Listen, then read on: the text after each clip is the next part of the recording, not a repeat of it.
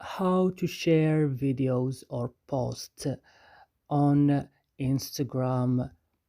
How to share this. Today guys, I will show you how to share your posts or your picture or your videos on Instagram outside Instagram, like in another platform like WhatsApp or I don't know.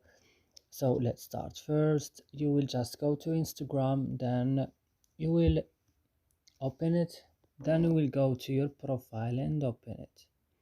Then when your profile is opening guys, you will just go to the post that you want to share. For example, I want to share this post. I will just go here to this three line, then click share, and here I can choose where I wanna share my video or my post. For example, in quick share or in WhatsApp or in Snapchat or everything I want.